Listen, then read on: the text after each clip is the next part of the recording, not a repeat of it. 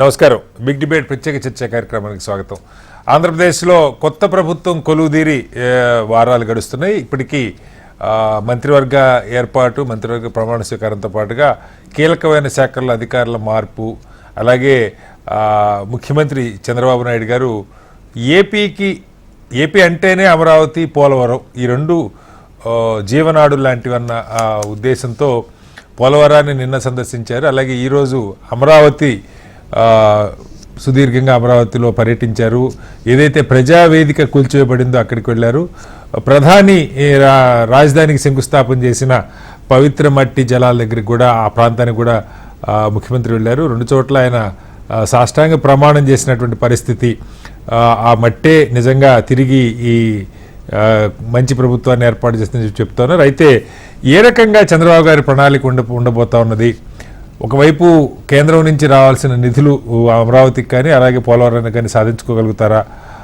తిరిగి బ్రాండ్ ఇమేజ్ని అమరావతికి తీసుకురాగలుగుతారా అన్న అంశాల మీద చర్చ ఇవాళ చేపట్టాం. చర్చలో మనతో పాటు డాక్టర్ తులసిరెడ్డి గారు కాంగ్రెస్ పార్టీ సీనియర్ నాయకులు ఉన్నారు. అలాగే గఫూర్ గారు సిపిఎం పార్టీ సీనియర్ నాయకులు, రామ్ కుమార్ గారు భారతీయ జనతా పార్టీ నాయకులు, అలాగే సయ్యద్ రఫీ గారు తెలుగుదేశం పార్టీ సీనియర్ నాయకులు మనతో ఉన్నారు.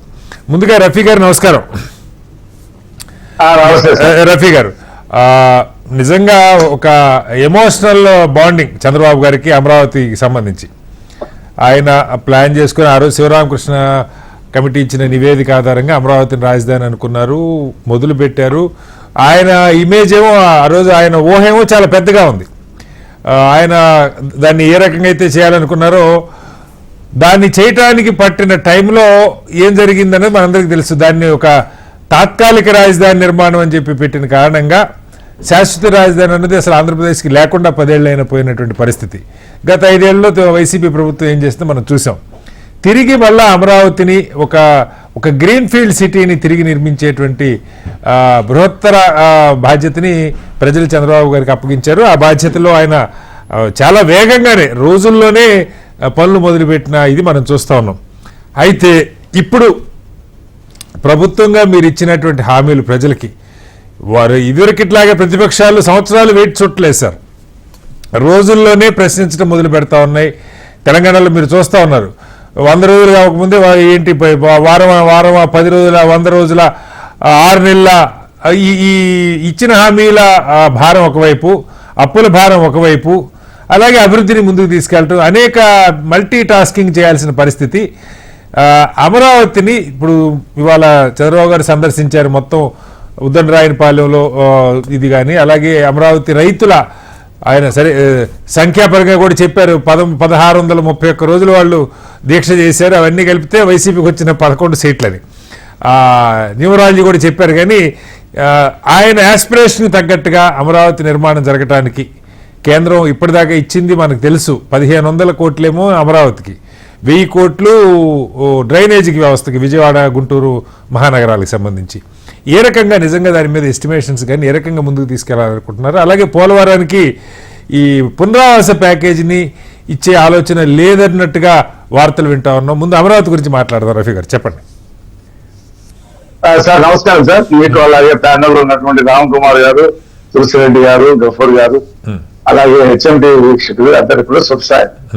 ఇవాళ మాట్లాడాలి, మేము తాత్కాలిక రాజధాని పెట్టలేదండి. వెలగపూడి బిల్డింగ్ లో తాత్కాలికంగా ఉంటాం, తర్వాత బిల్డింగ్ కట్టిన తర్వాత అక్కడికి మారుస్తా ఉన్నాం. వెలగపూడి కూడా అమరావతిలో భాగమే, అమరావతి ప్రాంతంలో భాగమే. అక్కడి నుంచి ఆ బిల్డింగ్ లో కట్టుకున్నారు. ఈ బిల్డింగ్ కూడా తాత్కాలికంగా కట్టింది కాదు, అది పర్మనెంట్ గా అంటే కాదు. రఫీ గారు, నేను ఎందుకు కోట్ చేశానంటే ఈ ఆలోచన రావటానికి కూడా అక్కడ ఇంకా అటు ప్రజల్లో, సాధారణ ప్రజల్లో ఇంకా రాజధాని ఏర్పాటు కాలేదు, కట్టింది తాత్కాలిక అన్న ముద్ద పడింది ఆ రోజున. అది కరెక్ట్ కాకపోయి ఉండొచ్చు, నేను దాని గురించి చెప్పట్లా.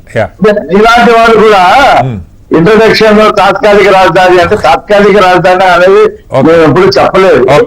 వెలగపూడిలో రాజధాని బిల్డింగ్స్ కట్టాము, ఆ బిల్డింగ్స్ లో తాత్కాలికంగా ఉంటుంది, ఆ తర్వాత కొత్త బిల్డింగ్ మారుస్తాం. వెలగపూడిలో కట్టినటువంటి బిల్డింగ్ పర్మనెంట్ బిల్డింగ్, అందులో రాష్ట్ర ప్రభుత్వానికి సంబంధించిన మరి 11 స్టేట్స్ వరకు కట్టే పునాదులు వేశారు వాటికి. కాబట్టి అది కమ్యూనికేషన్ గ్యాప్ అది సరి చేసుకోవాలి. కట్టిన తర్వాత 2 సంవత్సరాల్లో పర్మనెంట్ గా బిల్డింగ్ కట్టి ఐకాన్ బిల్డింగ్స్ కట్టిన తర్వాత ప్రజలు అర్థం చేసుకుంటారు. ఆ తాత్కాలికమైన పదం ఆటోమేటిక్ గా గాలిలో కలిసిపోతుంది. అదే ప్రాబ్లం. ఇప్పుడు మేము రాజధాని కట్టడం కోసం, అమరావతి మహానగరాన్ని నిర్మించడం కోసం కేంద్ర ప్రభుత్వం మీద కానీ రాష్ట్ర ప్రభుత్వం మీద కానీ ఆధారపడకుండానే మా ప్రణాళికలు ఉన్నాయి. రాష్ట్ర ప్రభుత్వం ప్రత్యేకత తీసుకెళ్లి అమరావతిలో 1,00,000 కోట్లు పెట్టాలా, ఎక్కడి నుంచి పెడతామని జగన్మోహన్ రెడ్డి వాపోయినట్టు ఆ పరిస్థితే లేదు. ఇప్పుడు కేంద్రం నుంచి 47 సంస్థలు ఇవాళ దారులు ఏర్పాటు చేస్తే, రోడ్డు, వాటర్, ఎలక్ట్రిసిటీ ఇస్తే కట్టడానికి రెడీగా ఉన్నాయి. 200 ప్రైవేట్ కంపెనీలు అక్కడ ల్యాండ్స్ కొన్ని ఉన్నాయి. ఆ ప్రైవేట్ కంపెనీ కూడా ఆ ఇన్ఫ్రాస్ట్రక్చర్ ఇస్తే వాళ్ళు కట్టేస్తారు. 2 సంవత్సరాలు అవన్నీ కూడా వచ్చేస్తాయి. వచ్చేసిన తర్వాత భూములకి విపరీతమైనటువంటి రేటు పెరుగుద్ది. 8,000 నుంచి 10,000 ఎకరాలు మిగులు భూమి ఉంటుంది. ఆ భూముల మీదనే 2,00,000 కోట్లు వస్తాయి. ఆ 2,00,000 కోట్లతో మొత్తం నవనగరాలు కడతామని జగన్మోహన్ రెడ్డి కూడా చంద్రబాబు నాయుడు గారు రాశారు. నువ్వు ఇలా చేసుకోవచ్చాయా, ఆంధ్రప్రదేశ్ బడ్జెట్ తీసుకొచ్చి ఇక్కడ పెట్టవలసిన పని లేదంటే అతను వంటి నిండా కక్ష విషం నింపుకొని ఉన్నోడికి ఏమర్థం అవుతుంది? కాబట్టి అసలు ఇంకో విషయం సార్, ఆయన 3 రాజధానుల్లో అమరావతి పార్ట్, శాసన రాజధాని శాసన రాజధాని అన్న పెద్ద మనిషి ఏదో బిల్డింగ్ కట్టాడు, ఏదైనా బిల్డింగ్ కంప్లీట్ చేశాడా? కనీసం 80-90% కంప్లీట్ చేసిన బిల్డింగ్ కంప్లీట్ చేశాడా? లేదు. అసలు శాసన రాజధానికి ఎంత స్థలం కావాలి, ఎన్ని బిల్డింగ్లు కావాలి, సేకరించినటువంటి స్థలాన్ని ఏం చేస్తావు, ఏమి చెప్పావా నువ్వు?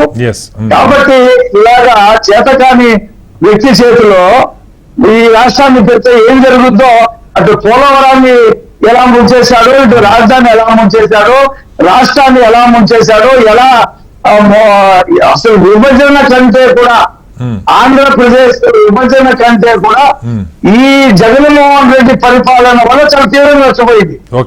విభజనతో హైదరాబాద్ నగరం ఒకదానే కోల్పోయాం, మిగతా ఏమి నష్టం జరగలా. కానీ ఇతని పరిపాలన వల్ల మొత్తం రాష్ట్రం అంతా కూడా వెనుకబడిపోయింది. అది చూడండి, రంగులు వేయడానికి 3,000 కోట్లు, వాటిని మార్చడానికి 2,000 కోట్లు, సచివాలయాల మీద ఫోటోలు, గవర్నమెంట్ కాదు సార్. ఇవాళ వైసీపీ వాళ్ళు ఎలాగో చర్చలో లేరు, వాళ్ళు చర్చలు కూడా రావట్లేదు, ఇది వేరే చర్చ. నా పాయింట్ ఏంటంటే రఫీ గారు, అదే ఇవాళకి కూడా అతనికి కనువిప్పు కాలేదు, జ్ఞానోదయం కాలేదు. ప్రజలేదో మోసపోయారంట, మేమేదో చెప్తే ప్రజలు మోసపోయారంట, మళ్ళీ ఆయన తీసుకొస్తారంట. నేను చెప్తున్నాను జగన్మోహన్ రెడ్డికి హెచ్చరిక ద్వారా, మీ ప్రజాకంటక పాలన 5 సంవత్సరాలు భరించి ఎన్నికలు ఎప్పుడొకసారి కళ్ళల్లో ఒత్తులు పెట్టుకొని ఎదురు చూసి రాత్రి 2:30 దాకా నుంచి ఓట్లేసి మీరు ఓడించారు. ఆ విషయం గమనించు.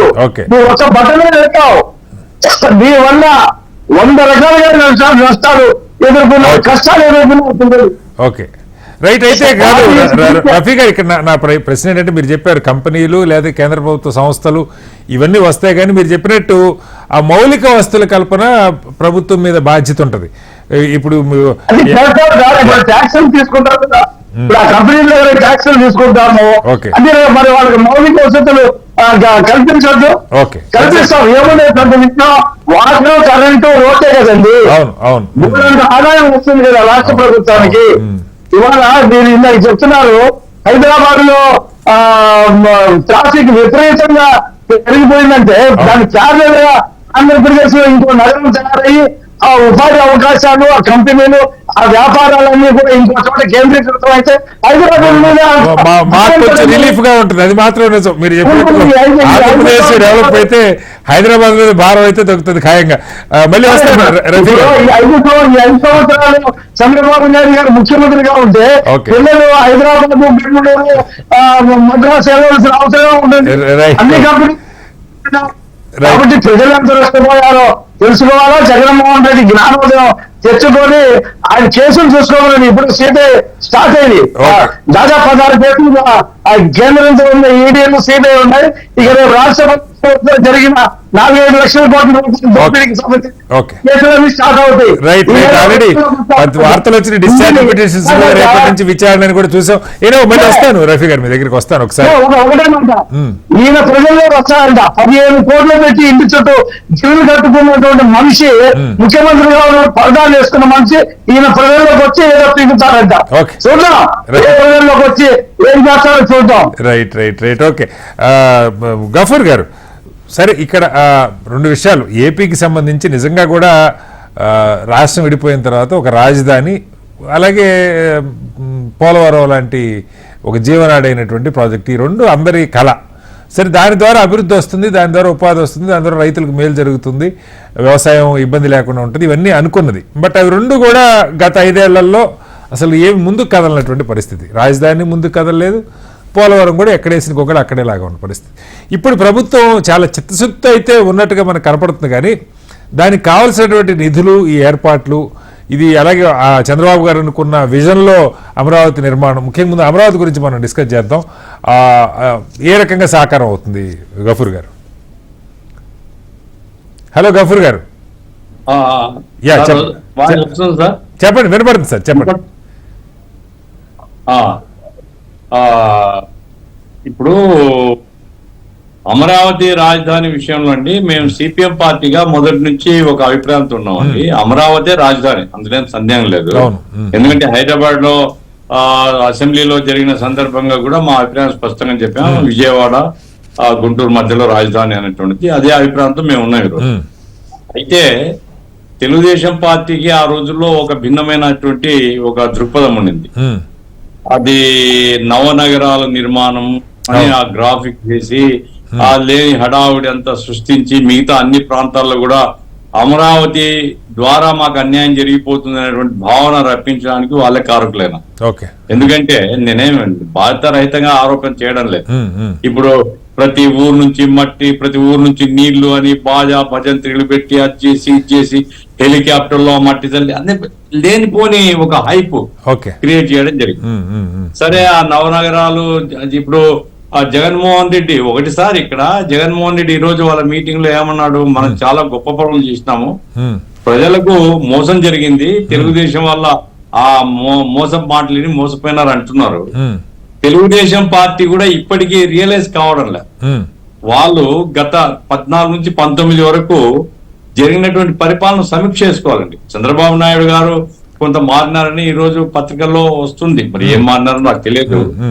ఎందుకంటే ఏ ప్రాంతానికి అన్యాయం జరుగుతుందనే భావన రాకూడదు. కాదు గఫూర్ గారు, సరే వేరే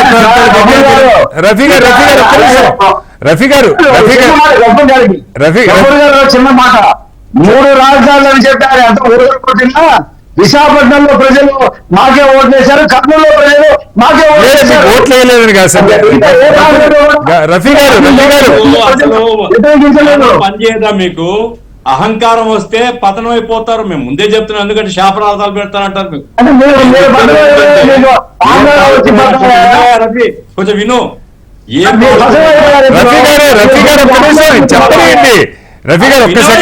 వినకుండా ఏం మాట్లాడతావు నువ్వు? చెప్పండి గఫూర్ గారు, చెప్పండి. అంత అహంకారం వస్తే ఎట్లా? గఫూర్ గారు ఉంటే మంచి పరిపాలన చేయగలుగుతాడు. నేను చెప్పేది ఏమిటంటే, ఈ రోజు రాష్ట్రంలో అమరావతి బేసిక్ ఇన్ఫ్రాస్ట్రక్చర్ డెవలప్ కావాలండి. యాక్సెస్ రోడ్లు డెవలప్ కావాలి, ఆఫీసులు, నివాస భవనాలు డెవలప్ కావాలి. దానికి అవసరమైనటువంటి నిధులు, రాష్ట్ర ఆర్థిక పరిస్థితులు బాగలేవు, కేంద్రము ప్రత్యేక సహాయం చేయాలి. ఎందుకంటే కేంద్రం బాధ్యత రాజధాని నిర్మాణం. కేంద్రం యొక్క గత ప్రభుత్వ కాలంలో కేంద్రం కూడా పరోక్షంగా 3 రాజధానుల సిద్ధాంతాన్ని సపోర్ట్ చేసింది చాలా కాలం, అందుకోసం నాశనమైంది. ఇప్పుడైనా సరే కేంద్రం ప్రత్యేక సహాయం చేయాలి. రాష్ట్ర ప్రభుత్వము బేసిక్ ఇన్ఫ్రాస్ట్రక్చర్, భవనాలు, ఏవైతే నివాస భవనాలు ఉన్నాయో అవి యాక్సెస్ రోడ్స్ అండి. ఈ రోజు ఉండేటువంటి ఆ కాలువగట్టు మీద ఉండేటువంటి రోడ్డు కాదండి, మంచి మెరుగైనటువంటి రోడ్డు, హైవేకి ఉండేటువంటి కనెక్షన్ రోడ్డు రావాలి. ఇటు మంగళగిరి వైపు నుంచి రోడ్డు రావాలి. ఆ రకంగా ముందు చేసుకుంటే, మొన్న నారాయణ గారు అన్నారు 48,000 కోట్లు కావాలి అని. 48,000 కోట్ల రూపాయలు అసంభవమైనటువంటి అమౌంట్ ఏం కాదు. అది రాష్ట్రము కేంద్రం రెండు పూనుకుంటే 48,000 కోట్లు వస్తాయి. ఆ రకంగా ప్రయారిటీ, అత్యంత ప్రయారిటీ బేసిక్ ఇన్ఫ్రాస్ట్రక్చర్ ఇవ్వాలి అనేటువంటిది. హైప్ చేయొద్దు, గ్రాఫిక్స్ ఇవ్వద్దు, నవనగరాలు చెప్పొద్దు అని చెప్తున్నాను. రైట్. డిబేట్ కంటే తులసిరెడ్డి గారు, గత 2014 నుంచి 19కే సరే హైపు గ్రాఫిక్స్ ఈ గొడవ ఎలా ఉన్నా కొంత వర్క్ అయితే అక్కడ జరిగింది, కొంత ఇన్ఫ్రాస్ట్రక్చర్ ఏర్పాటు కూడా అయింది, కొన్ని సంస్థలు కూడా వచ్చినాయి. బట్ ఈ 5 ఏళ్లలో అసలు దాని గురించి మనకు ఊసేలేదు. ఇప్పుడు ఎక్స్పెక్టేషన్స్ ఏమో అంతకు మించి, గతంలో చంద్రబాబు గారి ఫస్ట్ టర్ము, రెండో టర్మ్ కంటే ఫస్ట్ టర్మ్ వాళ్ళు అయిపించుండొచ్చు, గత 5 ఏళ్ళది లేకపోతే ఇప్పుడు అంతకు మించి అద్భుతం జరుగుద్దన్న ఎక్స్పెక్టేషన్ అయితే ప్రజల్లో ఉంది. నిజంగా చాలా వేగంగా అద్భుతంగా చేస్తారన్న నమ్మకం ఉంది. ఇది చేయటానికి ఇప్పుడే రఫీ గారు చెప్పారు, ₹1 కేంద్రం డబ్బులు కానీ రాష్ట్రం డబ్బులు కానీ అక్కర్లేదు, మొత్తంగా ఏదైతే ల్యాండ్ పూలింగ్ జరిగిందో అలాగే రేపు ఆ కంపెనీలు వస్తే వాళ్ళు ట్యాక్సులు కడతారు, లేకపోతే ఇంకా కొన్ని దాదాపు 8 నుంచి 10,000 ఎకరాల కమర్షియల్ విలువ ఉన్నటువంటి భూమి మిగులుతుంది, దాని ద్వారా అలా 2 లక్షల కోట్ల ఆదాయం వస్తుంది. ఇదంతా వారు చెప్పారు. నిజంగా ఆ రకంగా డబ్బులు అవసరం లేకుండా వేగంగా అది నిర్మాణం జరుగుతుందా? ఒకవైపు గఫూర్ గారు చెప్తున్నారు, నారాయణ గారు 40,000 కోట్లు కావాలన్నారు. ఎలా దీన్ని ఎలా అర్థం చేసుకోవాలి? శ్రీనివాసరావు గారు, ఫస్ట్ కాంగ్రెస్ స్టాండ్ చెప్తాను. ఒకే రాష్ట్రం, ఒకే రాజధాని, అది అమరావతి. దేవతల రాజధాని అమరావతి, ఆంధ్రలో రాజధాని అమరావతి. ఇది మా స్టాండ్ మొదటి నుండి. ఇక రెండవది వచ్చేసి డబ్బులు పెద్ద సమస్య కాదు. ఇక మూడవది వచ్చేసి రాజధాని కాన్సెప్ట్ వచ్చేసి అటు ఇద్దరు, చంద్రబాబు నాయుడు గారు, జగన్మోహన్ రెడ్డి గారు కూడా ఇద్దరు కూడా రాంగ్ కాన్సెప్ట్ అని చెప్పేసి మా అభిప్రాయం. ఇద్దరు రాంగ్ కాన్సెప్ట్. జగన్మోహన్ రెడ్డి ఏమి 3 రాజధానులు 3 ముక్కలాట, administrative capital, legislative capital, judiciary capital అని చెప్పేసి నామినిక్లేచర్ పెట్టేసేసి దాన్ని 3 రాజధానులు కాన్సెప్ట్ తీసుకుని 3 ముక్కలాట ఆడి ఏదో ఆల్రెడీ రాజధాని నుండి సెక్రటరియట్ నుండి పరిపాలన సాగిస్తూనే ఈ 3 ముక్కలాట తెచ్చేసి మారుస్తామని చెప్పేసి రాజధాని లేని వాతావరణం ఇచ్చాడు. రాజధాని నుండి పరిపాలిస్తూ, ఆ బిల్డింగ్ నుండి పరిపాలిస్తూ 5 సంవత్సరాల పాటు రాజధాని లేదనే అభిప్రాయం కలిగించాడు. యాక్చువల్ గా ఏమి రాజధాని అంటే ఏమి? సచివాలయము, సెక్రటరియట్ ఏ ప్రాంతంలో ఉంటుందో అది విలేజా, టౌనా, నగరమా, మెట్రోనా, దాన్ని రాజధాని అంటారు అంతే. అంటే సచివాలయం, ఈవెన్ అసెంబ్లీ కూడా కాదు, హైకోర్టు కూడా కాదు, ఓన్లీ సెక్రటేరియట్. ఎందుకంటే అసెంబ్లీకి సంబంధించి కర్ణాటకలో 2 అసెంబ్లీలు ఉన్నాయి, బెంగళూరులో, బెల్గాంలో. బెంగళూరు మాత్రమే రాజధాని అంటారు, బెల్గాం రాజధాని అనరు. అదేవిధంగా మహారాష్ట్రకు ముంబై, నాగపూర్ లో 2 అసెంబ్లీలు ఉన్నాయి, నాగపూర్ లో అసెంబ్లీ ఉందని రాజధాని అనరు. అదేవిధంగా హిమాచల్ ప్రదేశ్ లో సిమ్లా, ధర్మశాల 2 అసెంబ్లీలు ఉన్నాయి, కానీ సిమ్లాను మాత్రమే, ఎందుకంటే రాజధాని సెక్రటరియట్ ఉండే ప్రాంతాన్ని మాత్రమే రాజధాని అంటారు. ఇది జగన్మోహన్ రెడ్డి చేసిన తప్పు. రెండవది హైకోర్టు కూడా. దేశంలో మొత్తం 25 హైకోర్టు ఉంటే 12 హైకోర్టు రాజధాని వెలుపల ఉన్నాయి. దాంట్లో కేరళ త్రివేంద్రం అయితే అది కొచ్చిన్, కేరళ, గుజరాత్, ఉత్తరప్రదేశ్, ఉత్తరాంచల్, రాజస్థాన్, ఒరిస్సా, మధ్యప్రదేశ్, ఛత్తీస్గఢ్, అస్సాం, ఈ విధంగా 12 రాష్ట్రాల్లో రాజధాని వెలుపల హైకోర్టు ఉన్నాయి. కానీ హైకోర్టు ఉండే ప్రాంతాన్ని కేరళ రాజధాని త్రివేంద్రం అంటారు కానీ కొచ్చిన్ అంటారు. కాబట్టి సెక్రటరియట్ ఎక్కడ ఉంటే దాన్నే రాజధాని అంటారు. అది ఫస్ట్ జగన్మోహన్ రెడ్డి చేసిన తప్పది. ఇక ఇక్కడ చంద్రబాబు నాయుడు గారి కాన్సెప్ట్ కూడా ఎందుకు రాంగ్ అంటున్నామంటే, ఏదో గ్రోత్ ఇంజన్, రాజధాని అంటే గ్రోత్ ఇంజన్ గా ఉండాలా, ఇది అంతర్జాతీయ స్థాయి నగరంగా ఉండాలా, ఇది మెట్రో నగరంగా ఉండాలా, దీని నవనగరాలు అని, ఇది కరెక్ట్ కాదు అంట. ఎందుకంటే ఏంది గ్రోత్ ఇంజన్? అమెరికాకు గ్రోత్ ఇంజన్ ఏది? వాషింగ్టన్ డీసీనా, న్యూయార్క్? కరెక్టే, కానీ ఏపీకి ఇప్పుడు న్యూయార్క్ లాంటి నగరం లేదన్నది కూడా చర్చే కదా సార్. ఇప్పుడు సమస్య ఒక హైదరాబాద్ తో పోటీ పడగలిగిన ఒక నగరం లేదు అన్నది. ఇప్పుడు మన దేశానికి పోతాంలే, మన దేశంలో వచ్చేసి డెవలప్డ్ స్టేట్స్ లో నంబర్ 1 కేరళ కదా. కేరళ రాజధాని త్రివేంద్రం, ఆడ పెద్ద సిటీస్ లేవు. త్రివేంద్రం మన విజయవాడ, గుంటూరు పాపులేషన్ తక్కువ. అంటే కేరళ వచ్చేసి అన్డెవలప్డ్ స్టేట్ అంటామా? హిమాచల్ ప్రదేశ్, సిమ్లా, హిమాచల్ ప్రదేశ్ కూడా డెవలప్డ్ స్టేట్, సిమ్లా మనకంటే చాలా చిన్నది. కాబట్టి ఉత్తరప్రదేశ్ మనకంటే 4 గంటల పెద్దగా ఉండే ఉత్తరప్రదేశ్ రాజధాని వచ్చేసి లక్నో మనకంటే చిన్నది. బీహార్ వచ్చేసి ఒకప్పుడు పాటలీపుత్రం, గుప్త సామ్రాజ్యానికి, మౌర్య సామ్రాజ్యానికి రాజధానిగా దాదాపు 500 సంవత్సరాలు ఉన్నటువంటి బీహార్ రాజధాని పాట్నా వచ్చేసి మనకంటే చిన్నది పాపులేషన్ లో. కాబట్టి దేశంలో మెట్రో నగరాలు ఉండే రాష్ట్రాలు 5 ఢిల్లీని కేంద్రపాలిత ప్రాంతం పక్కన పెడితే ఒక కలకత్తా వెస్ట్ బెంగాల్, ఒక ముంబై మహారాష్ట్ర, ఒక బెంగళూరు కర్ణాటక, ఒక హైదరాబాద్ వచ్చేసి తెలంగాణ, ఒక చెన్నై మద్రాసు, మిగతా 20 రాష్ట్రాలు కూడా చిన్నయ్యే కదా మనకంటే. అంటే ఆ రాష్ట్రాలు డెవలప్ కాలేదా? కాబట్టి ఇది గ్రోత్ ఇంజిన్, అంతర్జాతీయ నగరం కావాలా, దానికి వచ్చేసి ఆ కాన్సెప్ట్ తో వచ్చేసి ఈ నవనగరాలను పెట్టేది న్యాయ నగరము, విద్యానగరము, విజ్ఞానగరము, అది ఒక బిల్డింగ్.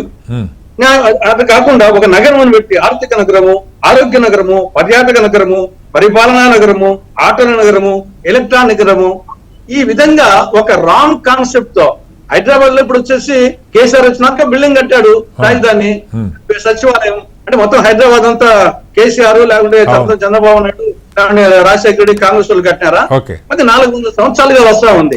కాబట్టి సో మీరు అనేది ఇలాంటి హైదరాబాద్ లాంటి మహానగరాలు ఏర్పడాలి, నవనగరాలు అన్నది 5 ఏళ్లలోనూ 10 ఏళ్లలోనూ ఓవర్ పీరియడ్ ఆఫ్ టైం అవుతుంది తప్పితే ఇన్ఫ్రాస్ట్రక్చర్ డెవలప్ అయితే ఆటోమేటిక్ అవుతుంది. ఇప్పుడు అక్కడ ఆల్రెడీ సెక్రటరియట్ బిల్డింగ్ ఉంది, దానివల్ల టెంపరీ అని ఎందుకని చెప్పాలా?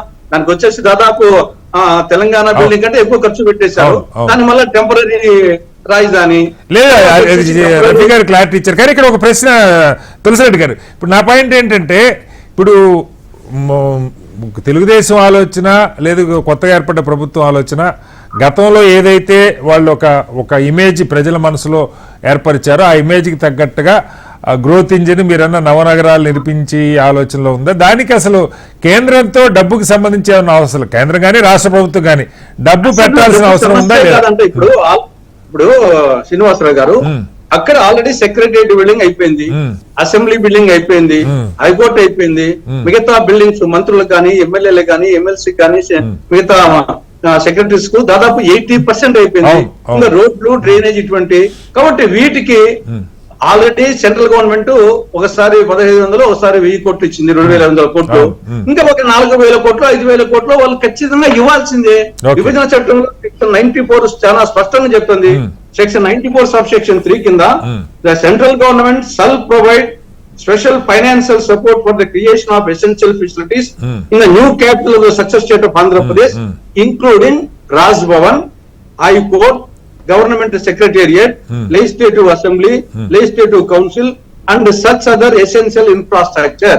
దీనికి సంబంధించి ఈ మేరకు దానికి ఒక 4000 కోట్లు, 5000 కోట్లు సెంట్రల్ గవర్నమెంట్ ఇస్తుంది, ఖచ్చితంగా ఇవ్వాలా? ఆల్రెడీ ఇచ్చిన 2000 కోట్లు దాంతో అయిపోయింది. మిగతాది వచ్చేసి సెల్ఫ్ ఫైనాన్స్ ప్రాజెక్టు ఆటోమేటిక్ గా వచ్చేసి డెవలప్ అయితే వస్తుంది. దానికి 45,000 కోట్లు కావచ్చు, 1,00,000 కావచ్చు, 2 లక్షలు కావచ్చు, అది ఆటోమేటిక్ గా సెల్ఫ్ ఫైనాన్స్ వస్తుంది. ఇప్పుడు ఇమీడియట్ గా కావాల్సిన ఒక 4000 కోట్లు, 5000 కోట్లు అయితే బ్రహ్మాండమైన ప్రజారాజ్యం వస్తారు. రామ్ కుమార్ గారు, మీరు అందరి వెర్షన్ విన్నారు. ఇక్కడ చాలా స్పష్టంగా చాలా వేగంగానే పూర్తి చేసుకోవడానికి, ఎందుకంటే 70-80% వర్క్ అయితే అయిపోయింది. ఇవాళ ఆల్రెడీ అక్కడ ఏమంటారు ఒక స్పెక్యులేషన్, పెద్ద ఎత్తున భూముల ధరలు పెరుగుతున్నాయి. గతంలో కూడా చంద్రబాబు గారు వచ్చారు అనగానే మళ్ళా అమరావతి అద్భుతంగా డెవలప్ అవుతున్న అభిప్రాయం ప్రజల్లో వచ్చింది. అక్కడ పోటీ ఉంది, మార్కెట్ నిలదొక్కుంటుంది. ఇదంతా మార్కెట్ చూసుకునేది కొంత ఉంటుంది. మీ నుంచి ఆశిస్తున్నది ఇప్పుడు తులసిరెడ్డి గారు చెప్పినట్టుగా కొంచెం వేగంగా వీటిని పూర్తి చేయడానికి ఆ మౌలిక వస్తువులు కానీ, ఈ ముఖ్యమైనటువంటి స్ట్రక్చర్స్ కానీ, వీటికి అవసరమైన మరో 4-5 వేల కోట్లు మీరు సాయం చేయగలిగినట్టుగైతే, అదే తులసిరెడ్డి గారి అంచనా ప్రకారం, తెలుగుదేశం ప్రభుత్వం అంచనా కాదో నాకు తెలియదు. సో ఇది ఏర్పాటు చేయగలిగినట్టుగైతే ఇక రాజధాని అంశం అనేది రోజు గత 10 ఏళ్లుగా మీడియాలో రాజధాని మీద జరిగినంత చర్చ దేని మీద జరగలేదు సార్. మీకు తెలుసు, ఈ 1 సంవత్సరంలో అయిపోవాలి రాజధాని అనేది ఏదో ఒకటి.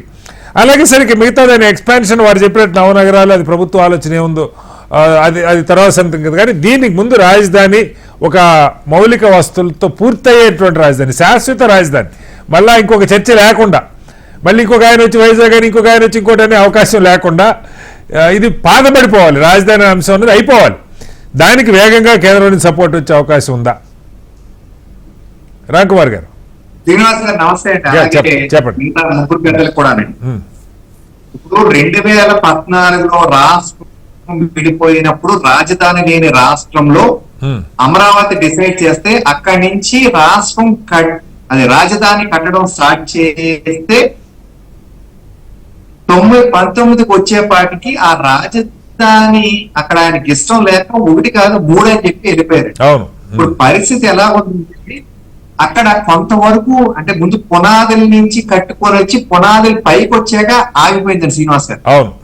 ఇప్పుడు అంతా కూడా అడవి, అదేమి అమరావతి అంటే అడవిలాగా తయారైందండి. అడవిని మొత్తం అంతా క్లీనింగ్ స్టార్ట్ చేశారు. క్లీన్ చేసి ఏ ఏ స్టేజ్లో ఉన్నాయి బిల్డింగ్లు అనేది ఒక ఎస్టిమేషన్ వచ్చి ఇప్పుడు ముందు ప్రజలకు విషయం ఇదే వివరించి అప్పుడు ముందుకు వెళ్ళాలి ఏదైనా కానీ. ఎందుకంటే గతంలో ఏమీ లేదంటే ఖాళీ స్థలంలో ఒక బిల్డింగ్ కట్టాలంటే ప్లాన్ అప్రూవల్ ఇచ్చి దానికి ఇలాగా ఎంత ఎస్టిమేషన్ చెప్పి వెళ్ళడం వేరండి. ఇప్పుడు కొంత స్థాయిలో కొన్ని బిల్డింగ్లు డిఫరెంట్ కొంత లెగసీ కొన్ని 70-80% ఇప్పుడు ఐఏఎస్ ఐపీఎస్ చాలా వరకు కంప్లీట్ అయినాయి. కొన్ని డిఫరెంట్ స్టేజెస్ లో ఉన్నాయి. అవన్నీ కూడా ఇప్పుడు అవన్నీ కూడా కాంట్రాక్టర్స్ ఇచ్చేవే కదండి. ఇప్పుడు కొత్తగా మళ్ళీ పనులు స్టార్ట్ చేస్తే ఇక్కడి నుంచి చేయాలంటే కూడా కాంట్రాక్టర్స్ ఏ విధంగా చేస్తారో లేదు, ఎందుకంటే వాళ్ళకి ఒక ఎస్టిమేట్ చేసుకోవాలి. వాళ్ళు చేసిన పని 5 ఏళ్లలో వాడకం లేకపోవడం వల్ల ఏ స్టేజ్ లో ఉందనేది మళ్ళీ చేసి రీఎస్టిమేట్ చేసి అయితే చేస్తారండి ఎవరైనా సరే, ఏ కాంట్రాక్టర్ ఎవరున్నా కానీ. అది చాలా బిగ్ బర్డెన్ అండి. ఇప్పుడు పైన గతంలో ఎలక్షన్ ముందు మా పైనుంచి మా నాయకులు వచ్చి అమరావతి పోలవరం ఈ రాజధానికి అవసరం, ఈ రెండు కూడా కంప్లీట్ చేయడానికి రాష్ట్రానికి మా పూర్తి సహకారం అందిస్తాము. అది కూడా ఏంటి, ఊరికే గాలి మాటలు కాదు, ఇది కంప్లీట్ చేస్తాం కాదు, with in the time frame మేము కంప్లీట్ చేస్తామని అమిత్ షా గారు కూడా చెప్పడం జరిగింది. దానికి 100% మేము కట్టుబడున్నామని. కానీ అది ఇప్పుడు బయటకు వచ్చి అక్కడికి వెళ్ళిన తర్వాత జరిగిన పరిస్థితి ఏంటంటే ఏమీ ఒక అంటే మనం ఎక్స్పెక్ట్ చేసే స్టేజ్ లో అయితే లేవు. నిన్న మొన్న కూడా నేను అక్కడికి వెళ్ళాను శ్రీనివాస్ గారు. రోడ్ల పక్కన పైపులు కప్పెట్టడానికి కోతులు తీసున్నాయండి. ఆ పైపులన్నీ కూడా చిత్రవందరగా పడేసి ఉన్నాయి. ఆ పక్కనే కేబుల్స్ కప్పెట్టాల్సిన ప్లేసెస్ ఉన్నాయి. ఇవన్నీ వర్షాల వల్ల 5 ఏళ్ళలో డ్యామ్ అలాగే నీరు నిలబడిపోయి అదంతా వాటర్ అంతా కూడా డ్యామ్ అదే భూమి అంతా కూడా తడిసిపోయి కిందకి దిగిపోయేలాగా ఉన్న ఎగ్జిస్టింగ్ ఏసీ రోడ్లు కూడా పగిలిపోయి ఉన్నాయండి.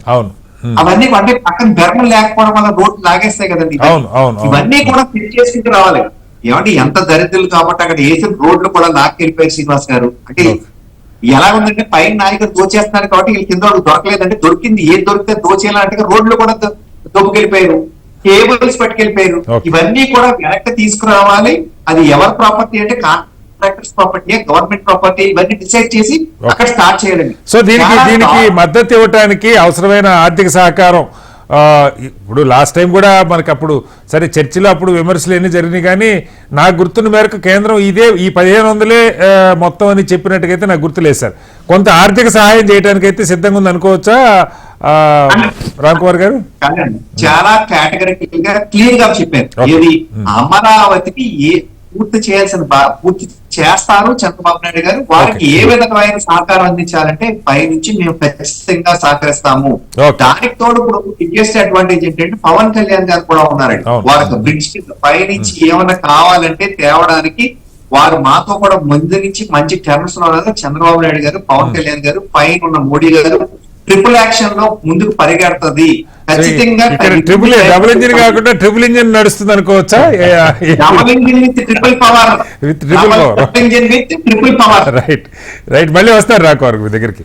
తులసిరెడ్డి గారికి రెండవది కీలకమైంది ఆంధ్రప్రదేశ్ సంబంధించి పోలవరానికి సంబంధించి మీకు పూర్తిగా అవగాహన ఉంది. సరే రాజశేఖర రెడ్డి గారిని అప్పుడు కొంత మొదలు పెట్టారు, దానికి సంబంధించి ఆ డబ్బులు కొంత తవ్విన వాటికి అది మేము కన్సిడర్ చేయమన్నారు.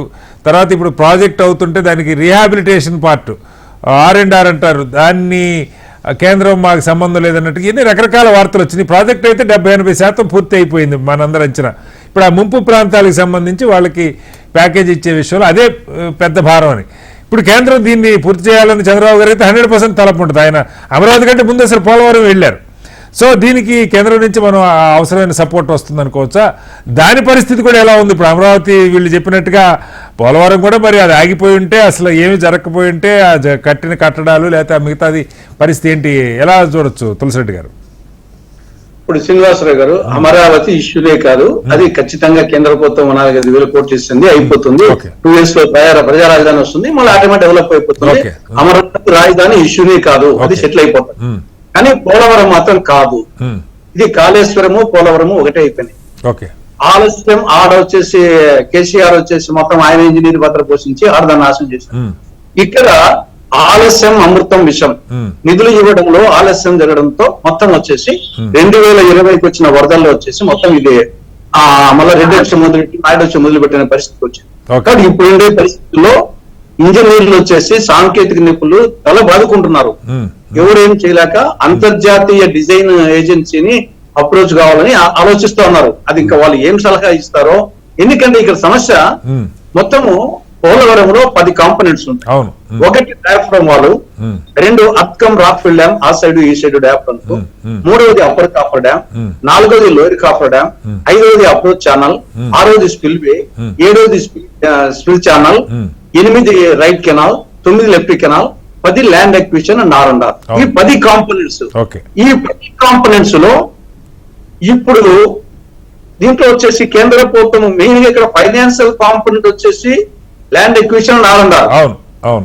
ఫోకస్ వచ్చేసి హెడ్ వర్క్స్ కు కెనాల్స్ కు ఉంటుంది. కానీ financial component head works canals కంటే డబ్బులు వచ్చేసి అమౌంట్ వచ్చేసి financial component land acquisition R&R కి ఉంది. కానీ ఇప్పుడు సెంట్రల్ గవర్నమెంట్ ఎప్పుడు ఇబ్బంది పెడతా వచ్చింది. మాకు వచ్చేసి మేము ఇరిగేషన్ కాంపోనెంట్ కు మాత్రమే చేస్తాము అని చెప్పడమే కాకుండా ఇరిగేషన్ కాంపోనెంట్ లో ఓన్లీ హెడ్ వర్క్స్ కు కెనాల్స్ కు మాత్రమే భరిస్తాము అని మొదటి ఉంటే చెప్పడంతో ఈ యొక్క పునరావాసానికి డబ్బులు రాక, ఆ పునరావాసం చేయక, పునరావాసం చేస్తే అప్పర్ కాపర్ డ్యామ్ పూర్తిగా కట్టొచ్చు. నువ్వు అప్పర్ కాపర్ డ్యామ్ కట్టినారంటే ఆ ఎత్తుకు మొత్తం నీళ్లు ఎగదంతాయి. కాబట్టి పునరావాసము గ్రామాలు ఇబ్బంది. కాబట్టి ఈ డబ్బులు కేంద్రం డబ్బులు సకాలంలో సరిపడినంత డబ్బులు ఇవ్వని కారణంగా పునరావాసానికి ఈడ గత తెలుగుదేశం ప్రభుత్వము మొత్తం డీటెయిల్ ప్రాజెక్ట్ రిపోర్ట్ ని అప్రూవ్ చేసుకోలేకపోయింది. 5 ఏళ్ళు గడిచిందేదో కట్టమంటున్నారు హెడ్ బాక్స్ తో. కానీ ఓవరాల్ దాంట్లో వచ్చేసి మొత్తం ఫైనాన్షియల్ కాంపోనెంట్ లో 8%, 9% ఉంది అంతే టీడీపీ హయాంలో కూడా. కానీ ఇక్కడ ఇప్పుడు పరిస్థితి ఏమి, ఈ అప్పర్ కాఫర్ డ్యాము పూర్తి కాని కారణంగా, దాని కారణం వచ్చేసి అక్కడ నిర్వాసితుల సమస్యల పరిష్కారం కాని కారణంగా అప్పర్ కాఫర్ డ్యామ్ పూర్తి కాలేదు. అప్పర్ కాఫర్ డ్యామ్ పూర్తి కాని కారణంగా డయాఫ్రమ్ వాల్ కొట్టుకుపోయింది 2020 వచ్చిన వరదలకు. ఇప్పుడు అది వచ్చేసి 35% డయాఫ్రమ్ వాల్ పోయింది.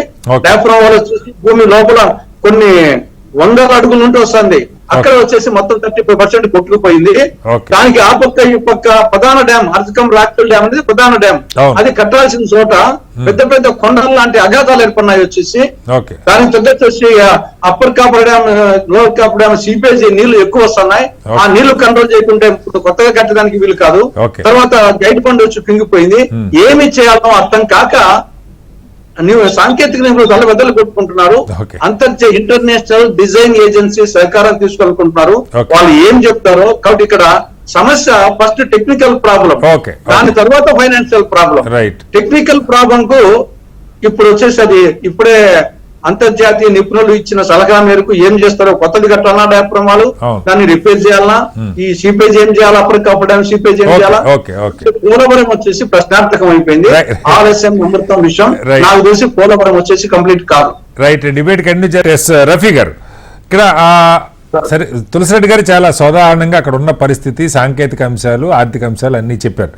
అయితే కీలకమైనది ఏంటంటే రఫీ గారు, ఎంత వేగంగా ఆలస్యం అమృతం విషయం 10 ఏళ్ళు జరిగితే ఫర్దర్గా కూడా జరగకుండా, ఇప్పుడు మీరు ఇక్కడ రాష్ట్రంలో తిరుగులేని ప్రభుత్వం, కానీ కేంద్రంలో పరిస్థితి ఏ రోజు ఎట్లా ఉంటుందో అది కొంత గందరగోళం. ఇవాళ బలంగానే ఉన్నట్టు కనపడవచ్చు, కానీ రేపు మళ్ళీ అక్టోబర్లో 3 రాష్ట్రాలు ఎన్నికలు ఉన్నాయి. అది ఎప్పుడు ఎలా ఉంటుందో రకరకాల వార్తలు వస్తున్న నేపథ్యంలో వీలైనంత వేగంగా రాష్ట్రానికి సంబంధించి ముఖ్యంగా పోలవరానికి పెద్ద ఎత్తున నిధులు కావాల్సిన అవసరం. ఇప్పటికీ కొన్ని 10,000 కోట్లు R&R కింద రావాలి, ఇంకా కొంత టెక్నికల్ వర్క్ సంబంధించి. దీన్ని ఏదైనా స్పీడప్ చేసుకొని మనం ఖచ్చితంగా చంద్రబాబు గారి విజన్ ఏదైతే ఉందో దాన్ని పూర్తి చేయడానికి కేంద్రంలో రాజకీయంగా అనిశ్చిత పరిస్థితులు వచ్చేదాకా ఆగేదానికంటే వేగంగా చేసుకోవడానికి అవకాశం ఏమైనా ఉందా? ఆ ప్రయత్నం ఏమైనా జరుగుతుందా? కటారి గారు, ముందు నేను అమరావతి గురించి ఒక మాట చెప్పి తర్వాత ఇంట్లోకి వస్తా. అమరావతి రాజధాని అక్కడ కడతామని, అక్కడ ఇన్ఫ్రాస్ట్రక్చర్ డెవలప్ చేస్తామని మేము ఓడిపోయిన దగ్గర నుంచి కూడా చెప్తూనే ఉన్నాం. కానీ రాష్ట్రంలో ఉండేటువంటి అన్ని జిల్లాల్లో ఉండేటువంటి అన్ని ప్రాంతాల్లో ఉండేటువంటి ప్రజలు అమరావతి రాజధాని అంటే ఆమోదించారు. అవునవును. దాంట్లో ప్రాంతీయ విద్వేషాలు పరిస్థితి విశాఖపట్నం రాజధాని ఆయన ఎన్ని చెప్పినా విశాఖపట్నం నగరంలో సీట్లన్నీ మాకే వచ్చింది, కర్నూలు సీట్లన్నీ మాకే వచ్చింది. కాబట్టి అసలు ఆ సమస్య ప్రాంతీయ అసమానత లేదా ప్రాంతీయ విద్వేషం అనేది తులసిరెడ్డి గారు చెప్పేది 2019 ముందు సినారియో సార్, అప్పుడు కొంత భ్రమలు వచ్చినాయి. చెప్తాను చూడండి, ఇప్పుడు అది లేదు, ఇది రూల్ అవుట్. రెండోది ఏంటంటే చంద్రబాబు నాయుడు గారు అమరావతి రాజధాని ఆ అసెంబ్లీ, హైకోర్టు, శాసనసభ, శాసన మండలితో పాటు ఒక పెద్ద నగరం లేని లోటు ఈ రాష్ట్రానికి ఉంది అనేటువంటి ఒక మాట గుర్తించి ప్రపంచంలో ఏ నాయకుడు అడిగి ఎవరు ఇవ్వనటువంటి పరిస్థితుల్లో 34,000 ఎకరాలు భూమి సేకరించినటువంటి అయిపోయింది. మన పోలవరంలో కొంత టైం తక్కువ ఉంది, రఫీ గారు మీరు మన్నించాలి. చెప్పేదండి, నవనగరాలు తెల్లారితే కడతామని చెప్పట్లా. 15 సంవత్సరాల్లో అది ఒక పెద్ద నగరంగా బ్లూ ప్రింట్ రెడీ ఉంటే ఒక దీర్ఘకాలిక ప్రణాళిక అది. అంతేగాని ఒక సంవత్సరంలో 2 సంవత్సరాల్లో నగరాలు కడతామని నేను చెప్పాలి. అది దీర్ఘకాలిక ప్రణాళిక. ఒక నగరం ఉండాలి. ఇప్పుడు గుజరాత్ లో కూడా ఒక నగరం కొత్తగా 8 సంవత్సరాల నుంచి, కాబట్టి ఆ అవసరాలు వచ్చింది వాళ్ళ. కాబట్టి ఇప్పుడు పోలవరం విషయానికే వద్దాం. తులసిరెడ్డి గారు చాలా కేటగిరీగా చెప్పేశారు రావడానికి, దాంట్లో రివైజ్ చేస్తున్నా. ప్రతి దానికి ఒక రెమెడీ ఉంటుంది, ప్రతి ఒక మార్గం ఉంటుంది. ఇప్పుడు అక్కడ వచ్చిన ప్రాబ్లం ఏంటి, డయాఫ్రమ్ వాల్. డయాఫ్రమ్ వాల్ 990 కోట్లతో కడితే తులసిరెడ్డి గారు చదివిన మిగతా 9 కూడా ఆటోమేటిక్ గా కంప్లీట్ చేయవచ్చు అని చెప్పి ఇంజనీర్లు చెప్పారు. కాకపోతే దాని డయాఫ్రమ్ వాళ్ళని ఉన్నదాన్ని బాగు చేయటమా, కొత్తది కట్టడమా అనే దాని మీద నివేశన సలహా కూడా తీసుకోవాలని చెప్పి అనుకున్నారు. 4 సీజన్స్ లో మొత్తం ప్రాజెక్ట్ ని కంప్లీట్ చేయవచ్చు అని చెప్పి చంద్రబాబు నాయుడు గారికి ఈ ఇరిగేషన్ ఆఫీసర్లు, ఇంజనీర్లు, నిపుణులు ఇచ్చారు. అయితే మేము కేంద్రంలో ప్రభుత్వంలో చేరింది ఒక కేంద్ర మంత్రి, ఒక సహాయ మంత్రి కోసం చేరలేదండి. పొత్తు పెట్టుకుంది కూడా కేంద్ర ప్రభుత్వంతో అమరావతి, కేంద్ర ప్రభుత్వంతో పోలవరం, కేంద్ర ప్రభుత్వంతో విశాఖ స్టీల్ ఇప్పుడు ఆగిపోయిందని వాళ్ళే చెప్తున్నారు చూసారా. విశాఖ స్టీల్ ఆగిపోయింది, అది మేము అది ఫర్దర్ వెళ్ళమని చెప్పేసి ఆ ఉక్కు శాఖ మంత్రి చెప్పాడు, సహాయ మంత్రి కూడా చెప్పాడు. ఇతర జిల్లాల్లో ఉన్నటువంటి పరిశ్రమలు, రోడ్లు వీటన్నిటినీ కూడా డెవలప్ చేయడం కోసం బీజేపీతో పొత్తు పెట్టుకున్నది. బీజేపీతో మాకు ఉన్నటువంటి మీరు పొత్తు ఎందుకు పెట్టుకున్నారు, రాష్ట్రానికి మంచి జరిగితే మనకు కావాల్సింది అదే. రాష్ట్రానికి మంచి జరగదు. ఇప్పుడు ఇవాళ ఇంకా కేంద్ర మంత్రి మండలి మొదటిసారి సమావేశం కాలేదు సార్, మంత్రులు ఇంకా ఛార్జింగ్ తీసుకోలేదు సార్. అప్పుడే అవుతుందా లేదా అవుతుందా అవలేదా ఇక్కడ ఎవరు శాపనార్థాలు పెట్టట్లేదు. రఫీ గారు పాయింట్ ఏంటంటే ఇప్పుడు దీన్ని మనం వేగంగా చంద్రబాబు గారు వెళ్ళారు కాబట్టి మీడియాలో చర్చ కూడా, ఎందుకంటే పోలవరం వెళ్ళి వచ్చారు, అమరావతి చూశారు కాబట్టి వీటి గురించి మరి మనం మాట్లాడుకున్నాం అంతే. అదే ప్రభుత్వం తెలుసుకోవాలా, ప్రజలకు తెలపాలా, ఎగ్జాక్ట్లీ ఈ రెండింటిలో ఏం జరిగింది అనేది. కాబట్టి అది చేస్తున్నాం. ఖచ్చితంగా కేంద్రంలో మా పార్టీతో కేంద్రానికి ఉన్నటువంటి అవసరాలు, మా మధ్య అవగాహన మేరకు ఈ రాష్ట్ర అభివృద్ధి కోసం మేము ఖచ్చితంగా కేంద్ర సహకారం తీసుకుంటాం, తీసుకుంటే ముందుకెళ్తాం. మీరు చెప్పిన ప్రకారంగా కంప్లీట్ చేస్తాం. Right sir.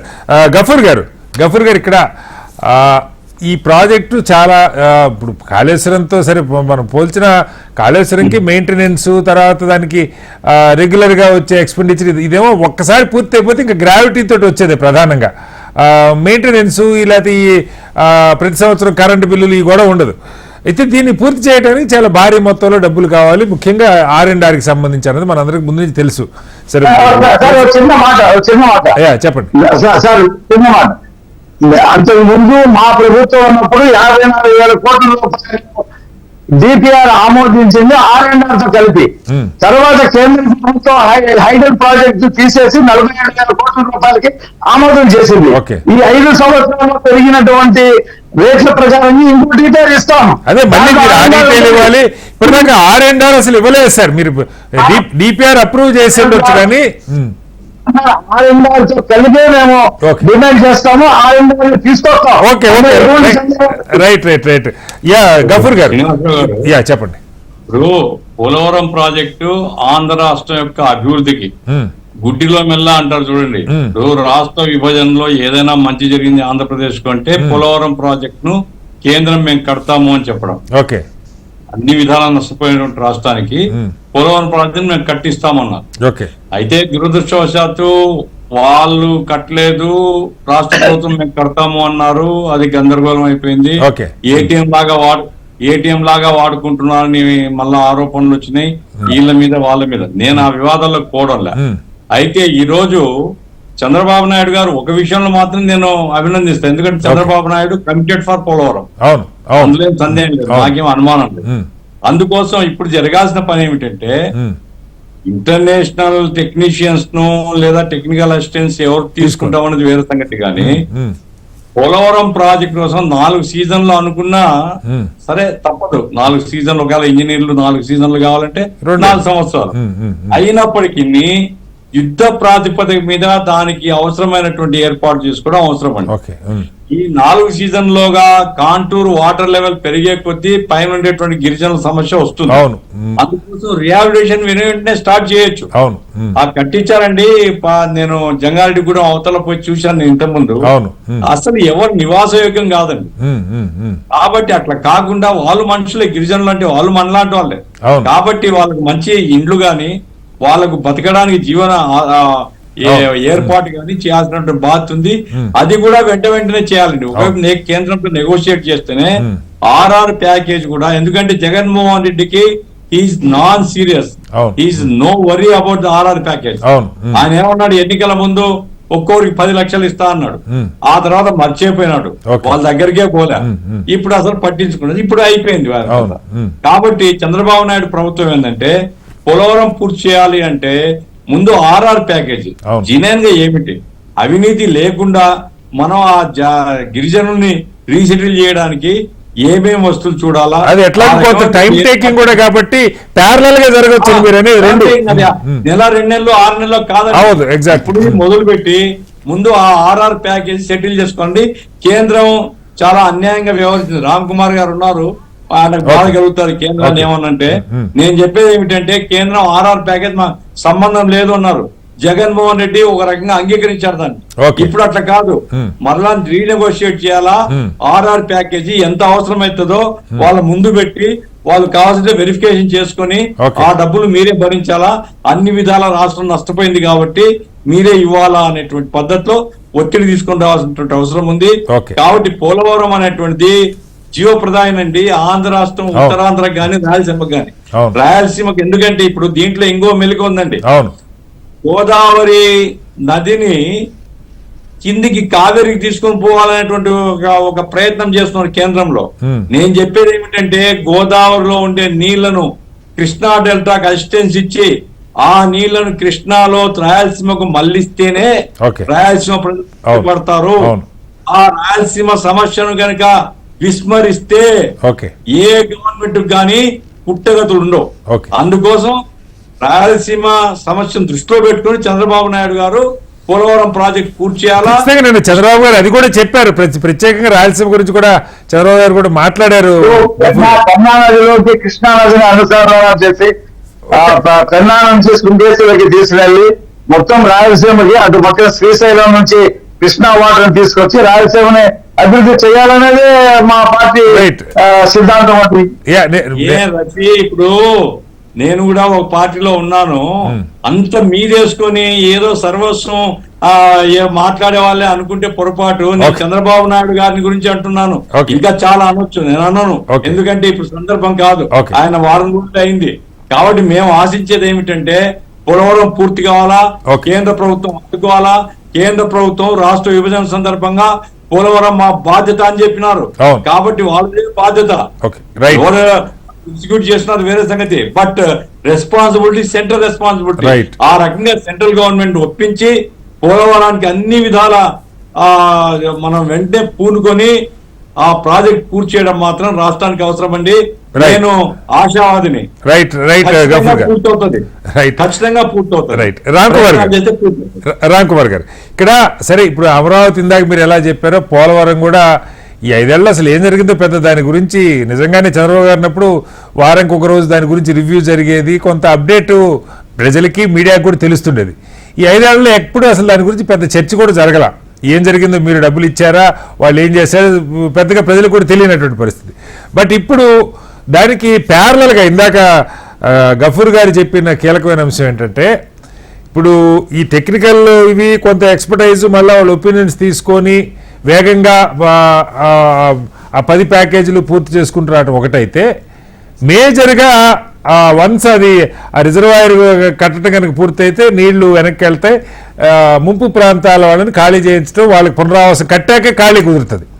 దీనిది రెండో ప్యారల్గా జరిగితే మనకు వేగంగా 3 ఏళ్ళు 4 ఏళ్ళు పూర్తి అవుతుంది అన్నది పాయింట్ సార్. కనీసం ఇప్పుడు 3-4 ఏళ్ళు పట్టినా చంద్రబాబు గారు చెప్పడం అయితే 6 అధికారులు ఉంటే 20కే పూర్తి అయ్యేదని, సరే కొంత ఇప్పుడు సంవత్సరం దీన్ని సరి చేసుకోవడానికి పట్టిన ఇంక 2-3 ఏళ్ళు పడుతుంది అన్నది అంచనా. దీనికి వేగంగా కేంద్రం సపోర్టు, బాధ్యత పూర్తిగా ఇద్దరూ కలిసి చేసి ఆ ఖ్యాతిలో మీరే తీసుకోండి, అభ్యంతరుల కేంద్రమే చేసింది, బీజేపీ ప్రభుత్వం నిజంగా నిలబెట్టిందన్న పరిస్థితి వస్తే సంతోషం. ఏం చెప్తారు రామ్ కుమార్ గారు? మ్యూట్లో ఉన్నారు సార్, ఒకసారి అన్మ్యూట్ చేయండి రామ్ కుమార్ గారు. కాదండి, ఈ పోలవరం అనేది జాతీయ ప్రాజెక్టు, కేంద్రమే కట్టాలి, కానీ స్టేట్ కడతా అన్నారు కాబట్టి చంద్రబాబు నాయుడు గారి మీద నమ్మకంతో ఆ బాధ్యత వారికి అప్పచెప్పారు. అది 2014 నుంచి 19 దాకా దాని ఒక 70% కంప్లీట్ అయింది. 19 నుంచి మన 24 వరకు ఒక 2% తప్పితే ముందుకు వెళ్ళలేదు అనేది మా వెర్షన్. దీనికి డ్యామేజ్ అయింది సార్. రామ్ కుమార్ గారు, వరదల్లో డ్యామేజ్ అయింది, ముందుకు పోలే, అది కూడా నిర్లక్ష్యం వల్లే, అది కూడా ప్రభుత్వ నిర్లక్ష్యం. ఏమండి, నిన్న కూడా కేంద్ర మంత్రి కిషన్ రెడ్డి గారు పోలవరం కంప్లీట్ కాకపోవడం కారణం పూర్తిగా జగన్మోహన్ రెడ్డి నిర్లక్ష్యం వల్లే వారు కూడా చెప్పారు. దీన్ని బాధ్యతగా కంప్లీట్ చేసే బాధ్యత కూడా మా మీద ఉన్నది.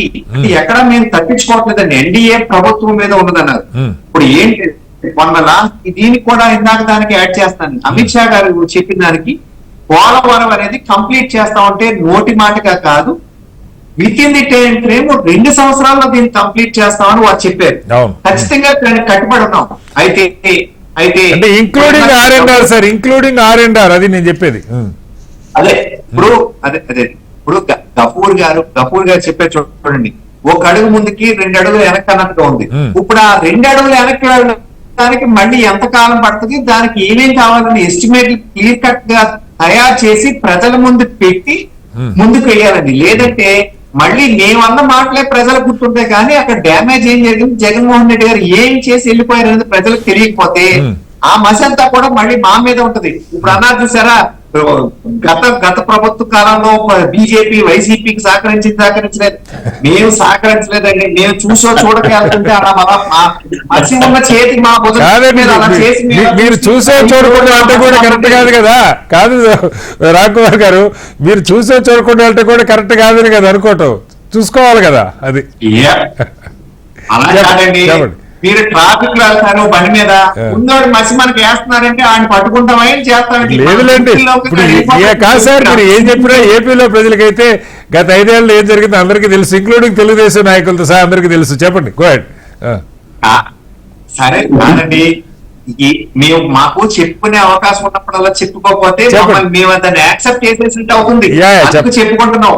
ఇప్పుడు కూడా కాదండి, అది అయిపోయినా ఇప్పుడు కూడా చెప్తున్నాం కదండి, ఎన్డీఏలో ఇందులో భాగస్వామ్యంగా ఉన్నాం కాబట్టి మా బాధ్యత ఆంధ్రప్రదేశ్ కి రెండు కంప్లీట్ చేయాల్సిన బాధ్యత Bharatiya Janata Party part of NDA ఉంది కాబట్టి ఇందులో పూర్తి సహకారం అందించాలి. ఏపీ ప్రజలు బాగుండాలి, వాళ్ళకి ఆకాంక్షలు తీర్చడమే భారతీయ జనతా పార్టీ పైన కింద ఉంది కాబట్టి ఖచ్చితంగా అవుతుంది.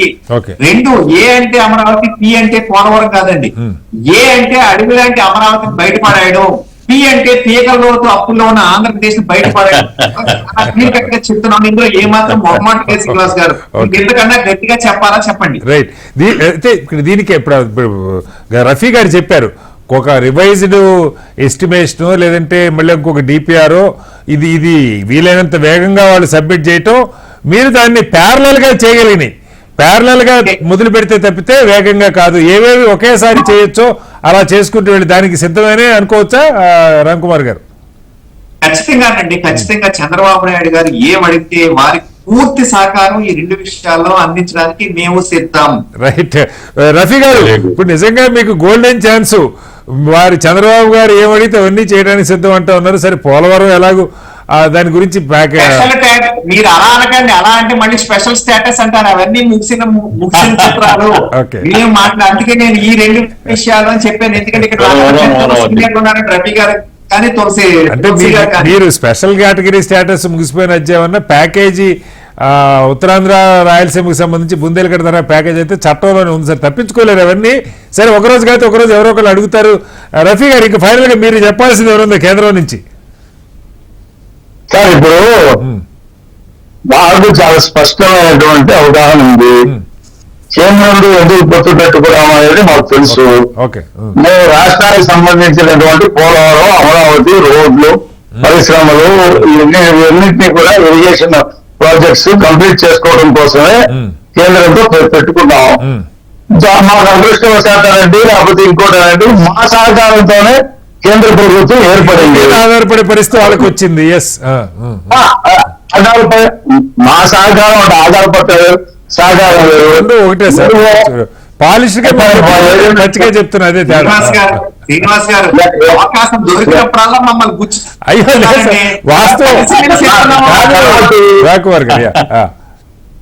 కాబట్టి మేము మా రాష్ట్రానికి కావలసినటువంటి ప్రాధాన్యత అనేటువంటి అంశాలు ఏమైతే ఉన్నాయో అది ఖచ్చితంగా మేము సాధిస్తాము.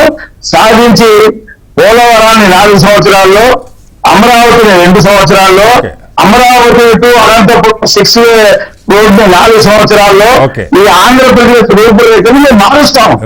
మేము మార్చి చూపించి రేపు ఎన్నికలకు వెళ్తాం. అంతేగాని అది కాకుండా సూపర్ 6 పథకాలను కూడా అమలు చేసి మేము చూపిస్తాం. ఎందుకంటే మేమేదో పదవులు తీసుకొని పదవులు ఊరేగడం కోసం పొత్తు పెట్టుకోలేదు, రాష్ట్ర ప్రయోజనాల కోసమే పొత్తు పెట్టుకున్నాం. ఖచ్చితంగా వాటిని ఫుల్ఫిల్ చేస్తాం. తులసిరెడ్డి గారు చెప్పింది తప్పు చేసి నిరూపిస్తానంటారు, అంతే కదా? అంటే తులసిరెడ్డి గారు ఏమన్నారంటే పోలవరం ఎప్పటికీ కాదు అన్నారు. చేసి చూపించాం. తులసిరెడ్డి గారు మీరు చేస్తారా? ఓరియంట్లో చేసి చూపిస్తాం.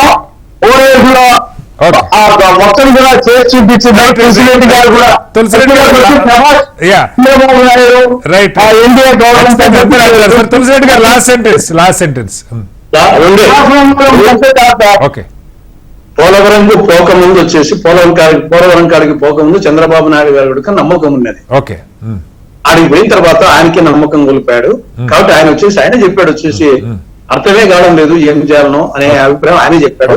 తర్వాత రెండవది అందుకోసం వచ్చేసి ఈ రివర్స్ టెండరింగ్ వల్ల ఎంత అనర్థం జరిగిందో దీన్ని ప్రజలకు తీసుకొస్తా ఉంటున్నాడు. అంటే జగన్మోహన్ రెడ్డిని బద్నాం చేసే కార్యక్రమం తీసుకొస్తా తప్ప దాన్ని పూర్తి చేసే కార్యక్రమం ఆయన గురించి డౌట్ గా ఉంది.